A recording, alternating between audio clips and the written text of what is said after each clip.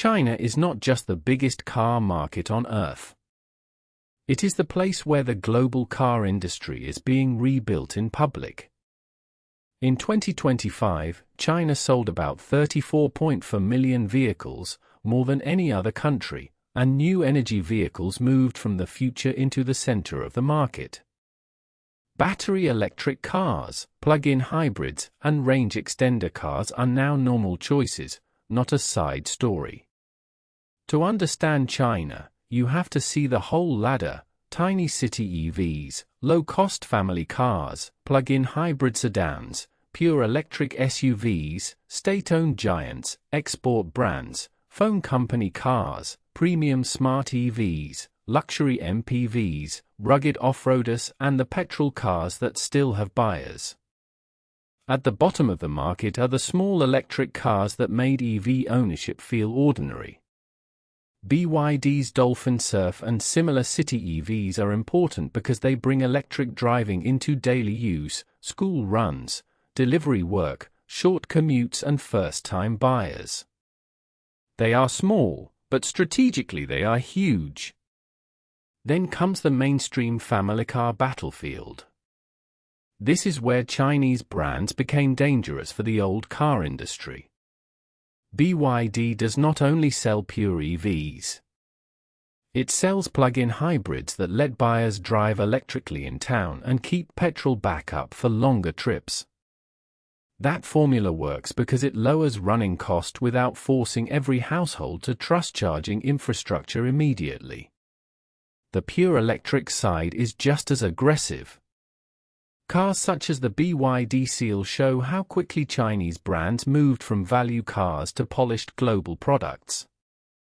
The same buyer who once compared Toyota, Volkswagen, or Honda now sees Chinese sedans and SUVs with big screens, strong acceleration, long equipment lists, and sharp prices. Geely is one of the clearest examples of scale. It has mainstream Geely models, the Galaxy and EX5 New Energy Lane, premium Zeekr cars, and LYNK and Co. for buyers who want something more design-led. That is not one car company acting like one brand. It is a group covering many price bands at the same time. Changan follows the same logic with Deepal and Avatar. Chery does it with Tiggo, Omoda, JQ, and Jetour.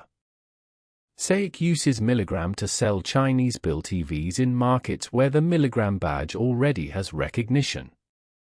Great Wall has ORA for compact EV buyers and Tank for rugged SUV buyers. The result is a market where almost every niche has a domestic answer. That is why China looks crowded from outside. It is crowded.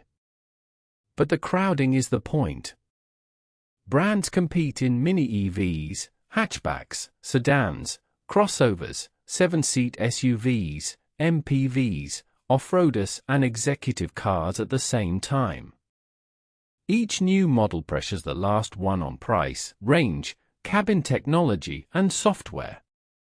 The premium end makes the story even more different. NIO sells a tech luxury experience built around design, services, and battery swapping. XPENG pushes smart driving and software. Li Auto turned the large family SUV into a major new energy business, using big cabins, smooth electric drive feel, and long-distance confidence. AITO shows how much the phone and software ecosystem now influences the car cabin. Then Xiaomi arrived with the SU7 and made the industry nervous for a different reason. In China, a car is increasingly judged like a smart device. Screen response, voice control, driver assistance, app integration, charging, route planning, and update speed all sit beside ride comfort, boot space, and price. Luxury is changing too. DENZA goes after premium MPV and SUV buyers. Zeekr aims at performance and design. Yangwang, BYD's Halo brand, builds extreme luxury cars such as the U8 to prove Chinese brands can play at the very top. Hongqi carries domestic prestige into large electric SUVs. GAC Aion adds another state-backed new energy lane. At the same time, petrol cars have not disappeared. China still sells millions of conventional vehicles, and some segments stay mixed. Rugged SUVs, commercial vehicles, cheaper used cars and buyers outside the easiest charging zones keep combustion relevant. The Chinese market is not EV only. It is every powertrain fighting in public. Exports are the biggest outside shock. China exported just over 7 million vehicles in 2025. Chery remained a major export force. BYD's overseas shipments surged, SAIC's milligram found buyers abroad, and brands such as Great Wall, Geely, XPENG, NIO, Omoda, JAC and Leapmotor pushed into more markets. China is no longer only changing what Chinese buyers drive. It is changing what the rest of the world can buy. There is a catch. Speed creates pressure. Analysts warn about overcapacity, price wars, and thin margins. A car that looks like brilliant value to the buyer can be painful for the manufacturer. Not every brand will survive. Some will merge, some will retreat, and some will become export or technology partners. So the real map in 2026 looks like this. BYD is the scale leader. Geely is the fast-rising group. Chery is the export machine. Changan, SAIC, Great Wall, GAC, FAW, and Dongfeng keep the old industrial base alive while adding new energy sub-brands.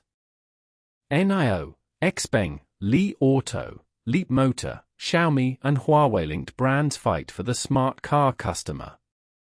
For buyers, that means more choice than almost anywhere else: a tiny city EV, a cheap plug-in hybrid sedan, a family SUV, a luxury MPV, a battery swap executive car, a range extender SUV, a rugged off-roader, or a flagship that costs luxury car money. That is the Chinese car market in one sentence: every kind of car, at every price, moving faster than the rest of the world expected. The winners will not simply be the loudest launch events. They will be the brands that can build at scale, keep quality high, survive the price war, and turn China's speed into global trust.